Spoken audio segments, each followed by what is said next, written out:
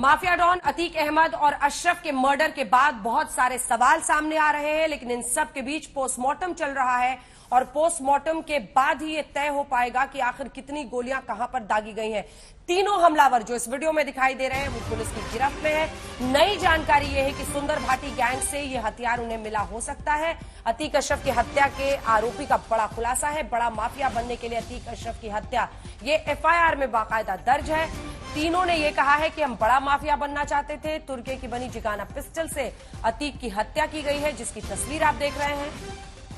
आरोपी शनि को, जो सनी है, सनी सिंह, उसको सुंदर भाटी गैंग से पिस्टल मिली, ये सूत्रों के हवाले से खबर है। हमीरपुर जेल में दरअसल सुंदर भाटी से मिला था शनि सिंह और फिर वहीं पे बताया जा रहा है कि सुंदर भाटी से उसकी करीबी बढ़ी और जेल से बाहर आने के बाद ये सुंदर भाटी गैंग के लिए काम करने लगा। सुंदर भाटी कर लीजिए इसे।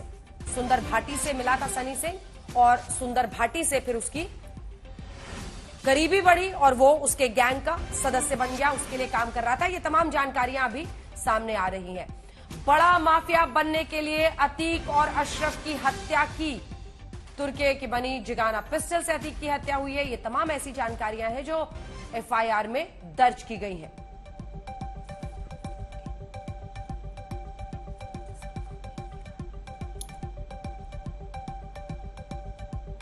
पुलिस रिमांड की खबर मिलने के बाद से शूटर्स ने ये एक एक करके हम आपको दिखा रहे हैं जो उनका कबूलनामा है। एफआईआर के मुताबिक मीडिया कर्मियों की भीड़ में रहकर दोनों को मारने का उन्होंने प्लान बनाया और इसी के साथ फेक आईडी वाला माइक, डमी कैमरा और फिर फेक आई कार्ड बनाकर ये वहां पर पहुंचे। जैसे ही हमारे सहयोगी समर श्रीवास्तव ने सवाल पूछा कि आप अपने बेटे के जनाजे में क्यों नहीं गए, अतीक ने कहा नहीं भेजा तो नहीं गए और भाई अशरफ ने कहा सवाल है गुड्डू मुस्लिम।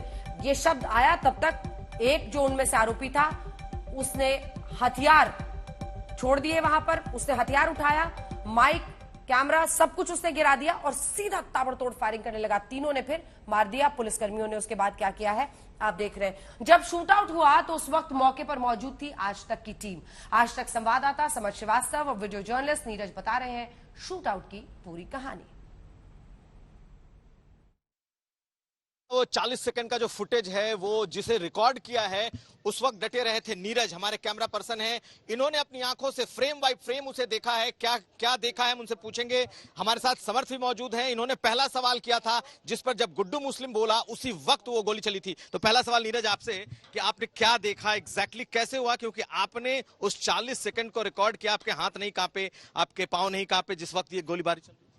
नहीं, वो सर वो अंदर आए और हम लोगों ने एग्जैक्ट यहाँ पर बाइट लेना शुरू किया और बाइट्स लेना शुरू किया। पुलिस ने चारों तरफ से घेर रखा था। पुलिस के बीच में से एक आता है और वो शॉट होता है और जैसे ही पहला शॉट होता है उसके बाद ताबड़तोड़ गोलियां चलना शुरू होती हैं। जैसी गोलियां चलना शुरू होती है मैं उधर से कम 2-4 कदम 5 कदम पीछे जाता हूँ और वहाँ से अपना एक फ्रेम बनाता हूँ और वो पूरी घटना मेरे कैमरे में कैद होती है।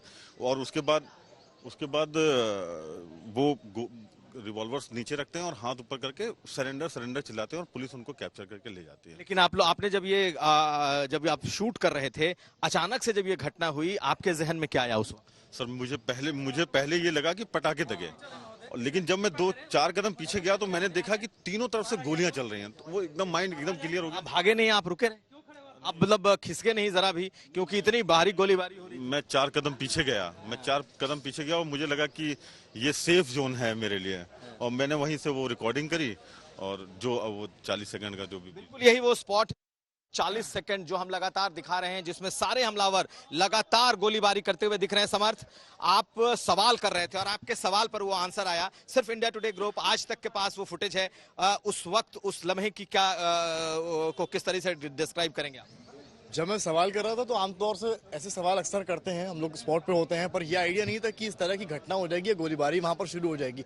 इस स्पॉट के जरिए मैं अगर बताऊं आपको तो यहाँ आप खड़े, वहां पर अशरफ था, यहाँ पर अतीक था और यहाँ पर मैं खड़ा था। यानी कि जो पहली गोली चली है वो अतीक के यहाँ पर लगी है, यहाँ से लगी, और मेरी जो लोकेशन थी मेरी यहाँ पर थी। मतलब अगर गोली पार करती तो शायद मुझ पे लगती, या मिस करती तो मुझ पे लगती। नंबर 2, यहाँ अशरफ था, इसके ठीक बाद पहले शूटर ने दूसरी गोली चली जो अशरफ के लगी, यानी कि अशरफ के बगल में मैं खड़ा हूँ और यहाँ पहली गोली चली है। अशरफ अगर आगे पीछे हो जाता या बचने की कोशिश करता, क्योंकि अतीक को पहले गोली लग चुकी थी, तो भी चांसेस थे कि गोली मुझे लग सकती थी। दूसरा शूटर जो पीछे से आया था, जहाँ नीरज कुमार कैमरा लेके खड़े थे, वहां से तीसरी गोली चलती है, यानी कि दूसरे शूटर आते हैं, वहां उनका कैमरा था, उससे अगर वहां मिस होती तो नीरज कुमार को गोली लग सकती थी। तो खतरा प्रॉपर था। हम लोग को उस समय अंदाजा नहीं था कि टारगेट किलिंग है, ना मुझको अंदाजा था ना और किसी को अंदाजा था। तो जैसे ही ये घटना होती है भगदड़ मच जाती है। मेरी आंखों के सामने केवल धुआं था। मैंने कभी इस तरह का एक्सपीरियंस नहीं किया है। मैं एक शब्दों में कहूँ, एक नाइटमेयर की तरह कहूंगा। एक ऐसा इंसिडेंट है जो शायद मैं जिंदगी नहीं भुला सकता हूँ। ये एक ऐसे इंसिडेंट की तरह मेरे लिए है और शायद मुझे इसको बुलाने में बहुत समय लगेगा एक पत्रकार के तौर पर।